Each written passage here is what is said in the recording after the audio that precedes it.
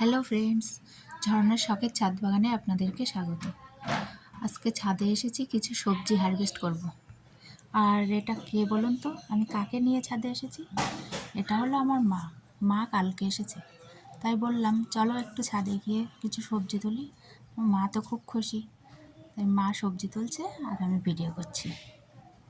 আমার মাও খুব গাছ ভালোবাসে। আমরা যখন ছোট ছিলাম তখন দেখতাম মাও বাড়ির আশেপাশে অনেক সবজি গাছ টাছ লাগাতো।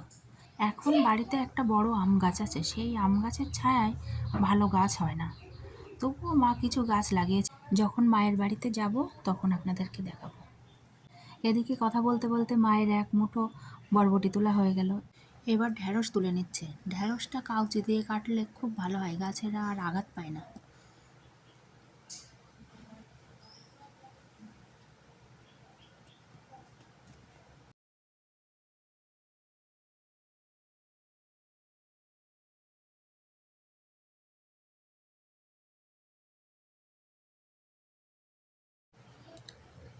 আর গাছে একটা ছোট্ট শশা হয়েছিল, এই শশাটাও মা তুলে নিল।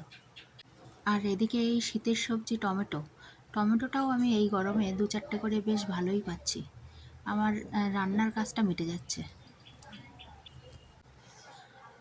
আর এবার কয়েকটা উচ্ছে তুলে নিচ্ছে। উচ্ছেটাও বেশ ভালোই হয়েছে। ছোট্ট করে একটা মাচা দিয়ে নিয়েছি।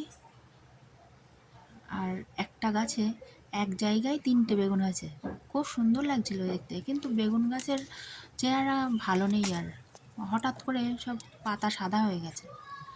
আর এদিকে কিছু লঙ্কা তুলে নিচ্ছে। খুব সুন্দর লঙ্কা হয়েছে এই গাছটাতে, তো কিছু লঙ্কা নিলাম। এবার দেখুন আমি কত রকমের সবজি পেলাম ছাদ থেকে। আরও কিছু ডাঁটা শাক ছিল তোলার মতো, কিন্তু আজকে আর তুললাম না।